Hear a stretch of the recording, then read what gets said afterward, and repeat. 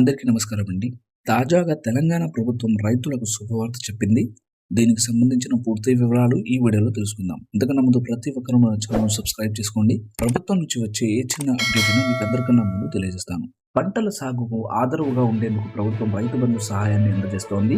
ఎన్నికలకు ముందు ఈ పథకం అమలును ఎన్నికల కమిషన్ నిలిపివేయగా ఈ యాసంగికి గాను గత ప్రభుత్వం అనుసరించిన విధానాల మేరకు రైతులకు పెట్టుబడి సాయం అందించాలని కాంగ్రెస్ ప్రభుత్వం నిర్ణయం తీసుకుంది.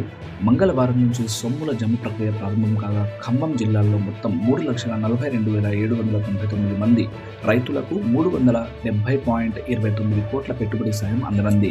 ఈ క్రమంలో బుధవారం సాయంత్రం వరకు 37,977 మంది రైతులకు మొత్తం 10.81 కోట్లను వారి బ్యాంక్ ఖాతాలో జమ చేశారు. అయితే తమ ప్రభుత్వం రాగానే ఎకరానికి 15,000 ఆర్థిక సాయాన్ని అందజేస్తామని ఎన్నికల ప్రచారంలో రేవంత్ రెడ్డి ప్రకటించారు. కానీ కొత్తగా ఎలాంటి విధి విధానాలు ఖరారు చేయకపోవడంతో ఈ యాసంగికి మాత్రం గత ప్రభుత్వం తీసుకున్న నిర్ణయానికి పచ్చజెండా ఊపారు.